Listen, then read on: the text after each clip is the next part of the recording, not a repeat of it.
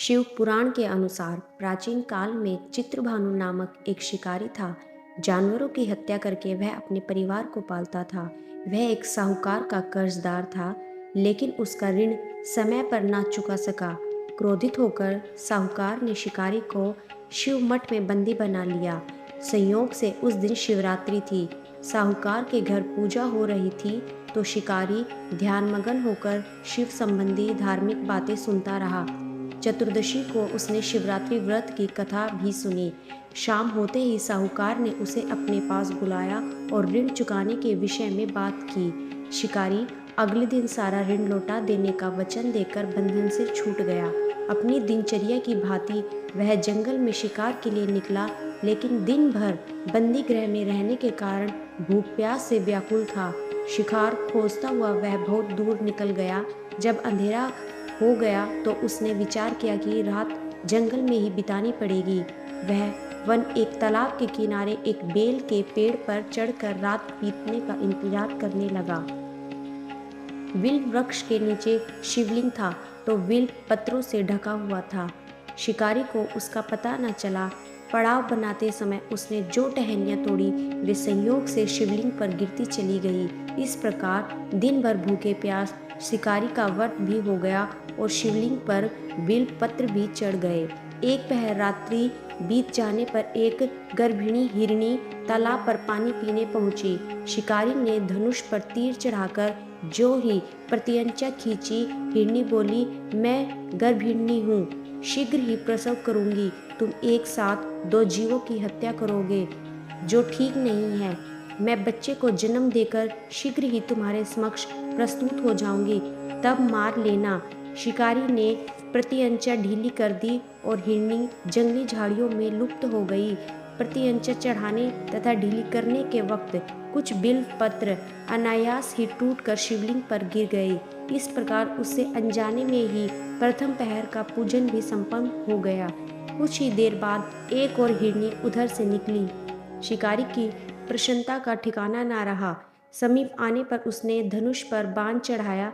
तब उसे देख हिरनी ने विनम्रता पूर्वक निवेदन किया, हे शिकारी, मैं थोड़ी देर पहले ऋतु से निर्वत हुई हूँ, कामातुर विरहिणी हूँ, अपने प्रिय की खोज में भटक रही हूँ। मैं अपने पति से मिलकर शीघ्र ही तुम्हारे पास आ जाऊंगी। शिकारी ने उसे भी जाने दिया। 2 बार शिकार को खोकर उसका माथा थनका। वह चिंता में पड़ गया। रात्रि का आखिरी पहर बीत रहा था। इस बार भी धनुष से लगकर कुछ बेलपत्र शिवलिंग पर जा गिरे तथा दूसरे पहर की पूजा भी संपन्न हो गई। तभी एक अन्य हिरनी अपने बच्चों के साथ उधर से निकली। शिकारी के लिए यह स्वर्णिम अवसर था। उसने धनुष पर तीर चढ़ाने में देर नहीं लगाई। वह तीर छोड़ने ही वाला था कि हिरनी बोली, हे शिकारी, मैं इन बच्चों को इनके पिता के हवाले करके लौट आऊंगी, इस समय मुझे मत मारो।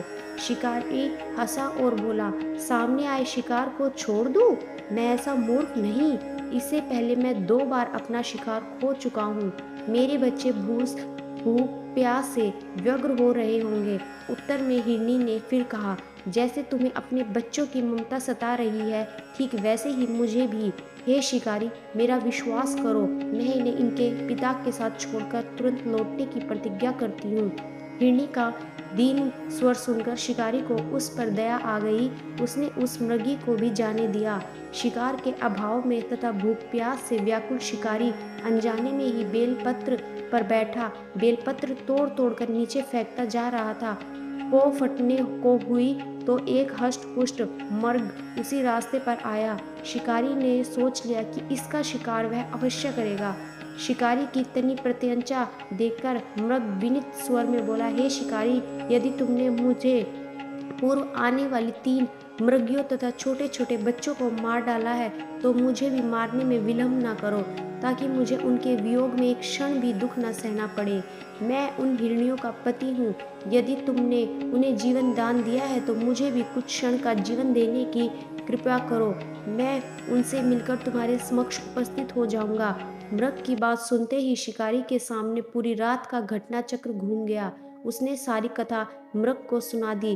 तब मृग ने कहा, मेरी तीनों पत्नियां जिस प्रकार प्रतिज्ञाबद्ध होकर गई है, मेरी मृत्यु से अपने धर्म का पालन नहीं कर पाएगी। अतः जैसे तुमने उन्हें विश्वास पात्र मानकर छोड़ा है, वैसे ही मुझे भी जाने दो।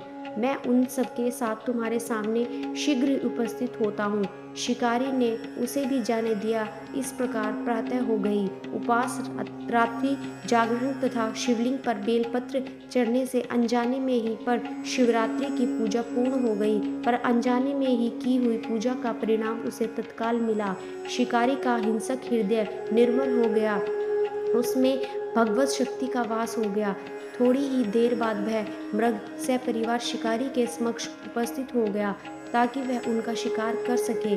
किंतु जंगली पशुओं की ऐसी सत्यता, सात्विकता एवं सामूहिक प्रेम भावना देखकर शिकारी को बड़ी गलानी हुई। उसने मृग परिवार को जीवन दान दे दिया। अनजाने में शिवरात्रि के व्रत का पालन करने पर भी शिकारी को मोक्ष की प्राप्ति हुई। जब मृत्यु काल में यमदूत उसके जीव को ले जाने आए तो शिवगणों ने उसे वापिस भेज दिया तथा शिकारी को शिवलोक ले गए।